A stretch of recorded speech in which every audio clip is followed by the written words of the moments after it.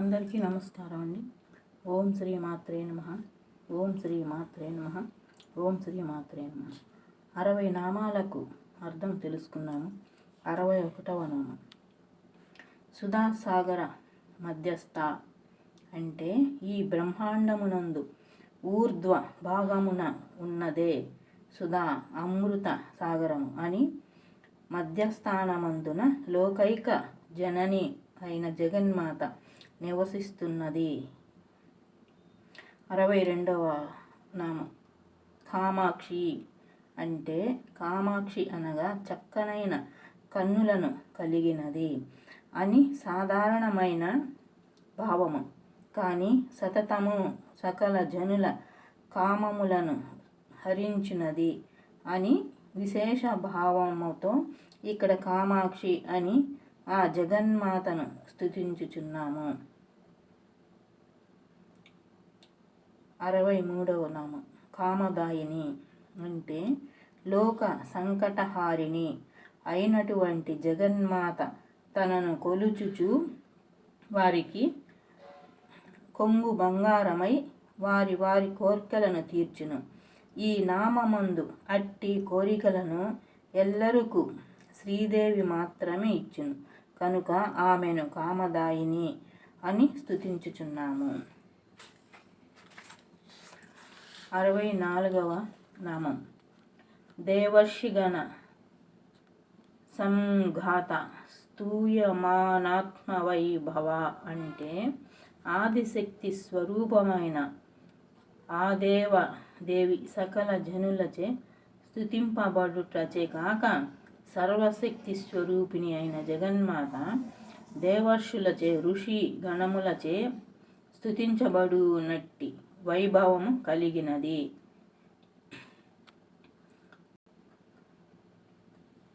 లోక కంటకముల సంహారము తమకు అనితర సాధ్యమైనప్పుడు ఆరాక్య సాధన కోసం ఆ కార్య సాధన కోసం వారందరూ జగన్మాతను స్తుతించిరి అను విశేష భావముతో ఈ నామమందు స్తుతించుచున్నాము. 65వ నామం బండాసుర వధోద్యుక్త శక్తి సేవా సమన్విత అంటే సకల శక్తి సంపన్నురాలైన శ్రీదేవి బండుడనే అసుర సంహారమునకు శ్రీ సేవనలతో కూడి ఉన్నది.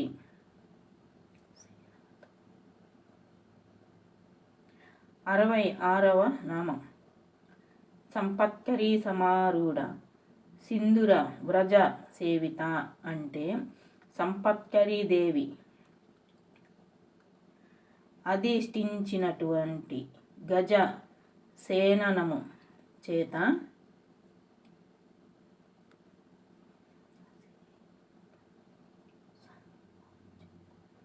సేవింపబడినది. సంపత్కరీ దేవి లలిత త్రిపుర సుందరి యొక్క గజ సేనలకు అధిపతి. అటువంటి సంపత్కరీ దేవి గజమును అధిష్ఠించిరాగా ఆమె వెనుక కోటాను కోట్ల గజములు కదలి వచ్చి దేవిని సేవించినవి లేదా ఏనుగుల నందు భద్ర గజములు మొదలు అనేక స్వభావములు లక్షణములు కలిగినటువంటి ఏనుగులు కలవు.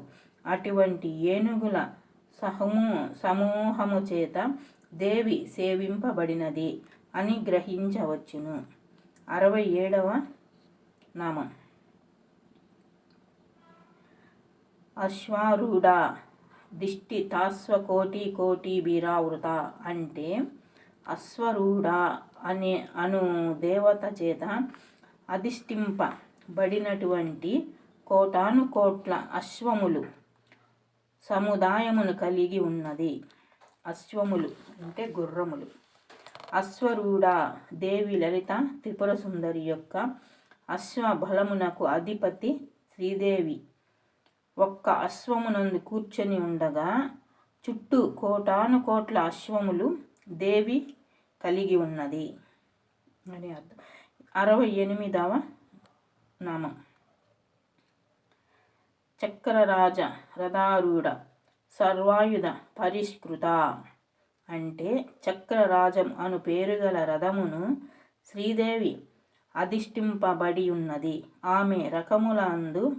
ఆమె కరములనందు సమస్త ఆయుధములు అలంకరింపబడి ఉన్నవి అనే భావముతో ఈ నామమునందు శ్రీదేవి యొక్క స్థితిని స్తుతించుచున్నాము.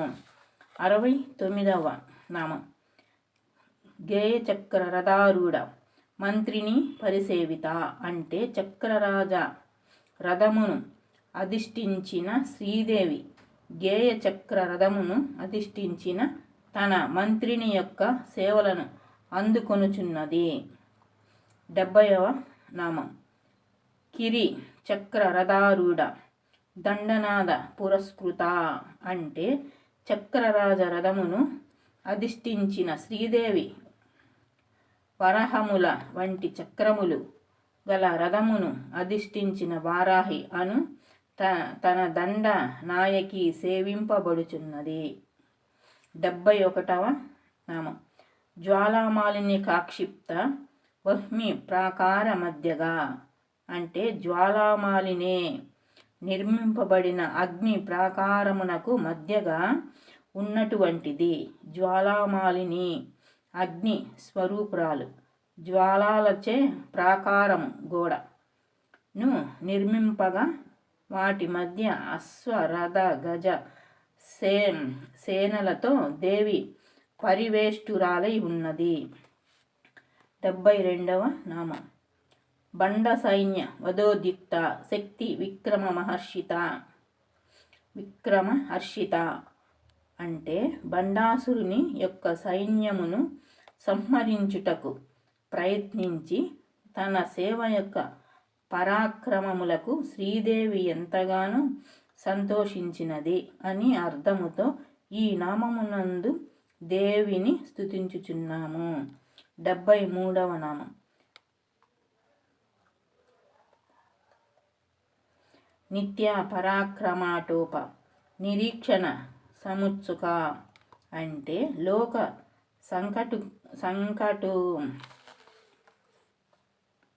లోక కంటకులైన అసుర సేనానాయకులను సంహరించిన నిత్యాది దేవతల పరాక్రమములకు ఎంతగానో సంతసించినది. లోక కళ్యాణార్థము అసుర సంహారమునకు శ్రీ సేనతో ఉద్యమించిన త్రిశక్తిధారిణి అయిన ఆ జగన్మాత తన సేన యొక్క పరాక్రమములను చూసి ఎంతగానో సంతోషించిందనే సామాన్య భావనతో ఈ నామమునందు స్తుతించుచున్నాము. 74వ నామం బండపుత్ర వధోద్యుక్త బాలా విక్రమ నందిత అంటే లోక కంటకుడైన బండాసురుని యొక్క పుత్రులను వధించిన బాలాదేవి యొక్క పరాక్రమమును విని సంతసించినది. బండాసురుని పుత్రులను 9 ఏండ్ల బాలాదేవి వధించింది. ఈమె లలితాదేవి యొక్క పుత్రిక. 75వ నామం మంత్రిణ్యాంబా విరచిత విషంగవాద తోషిత అంటే బండాసురునిపై శ్రీ సైన్యముతో యుద్ధమునకు వెళ్ళిన శ్రీదేవి యొక్క మంత్రిని అగు శ్యామలాదేవి చేతిలో బండాసురుని సేనలోని విషంగుడు వధింపబడుటచే శ్రీదేవి సంతోషించినది అను ఈ నామము యొక్క భావము. 76వ నామం విశుక్ర ప్రాణహరణ వారాహి వీర్యనందిత అంటే బండాసురుని సేనలోని విశుక్రుడు వాని ప్రాణములను శ్రీదేవి సైన్యము నందలి వారాహీదేవి వధించుటచే శ్రీదేవి వారాహి యొక్క పరాక్రమమునకు ఎంతగానో సంతోషించినది అను ఈ నామము యొక్క భావము. 77వ నామము. కామేశ్వర ముఖాలోక కల్పిత శ్రీ గణేశ్వర అంటే కామేశ్వరుని యొక్క ముఖమును చూచుట చేతనే శుభ గణములకు ఈశ్వరుడు అయినటు వంటి వాడిని సృష్టించినది. రాక్షసులందరూ దైవ కార్యములకు విఘ్నములను కల్పిస్తూ పీడించుచుండగా దేవగణములందరూ వారి బారి నుండి కాపాడమని దేవిని ప్రార్థింపగా లలితాదేవి కామేశ్వరుని యొక్క ముఖమును చూసినంతనే ఆ గణములకు ఈశ్వరుడిని సృష్టించింది. అతడు రాక్షసులు కలిగించు విఘ్నములను నశింపచేసి విఘ్నేశ్వరుడు అను నామమును పొందినాడు. 78వ నామము.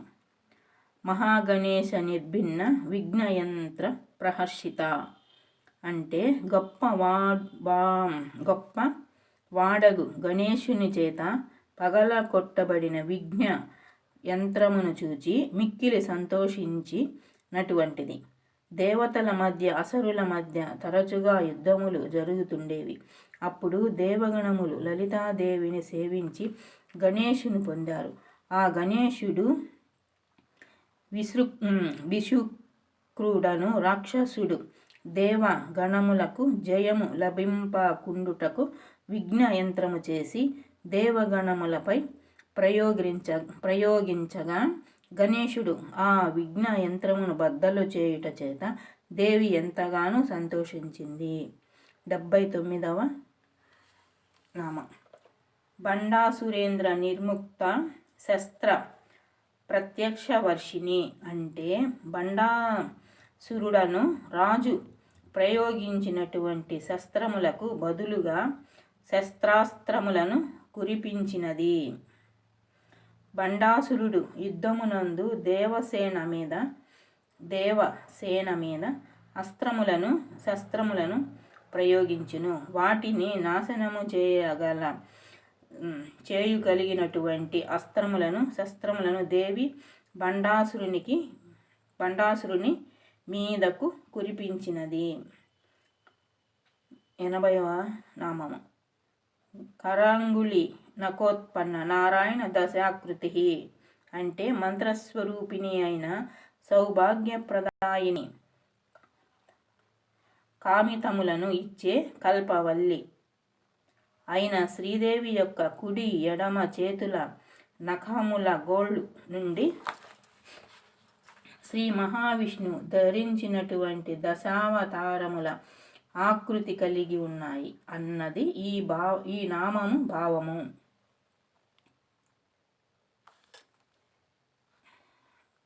80 నామాలకి అర్థం తెలుసుకున్నాం. ఓం శ్రీ మాత్రే నమః. ఓం శ్రీ మాత్రే నమః. ఓం శ్రీ మాత్రే నమః.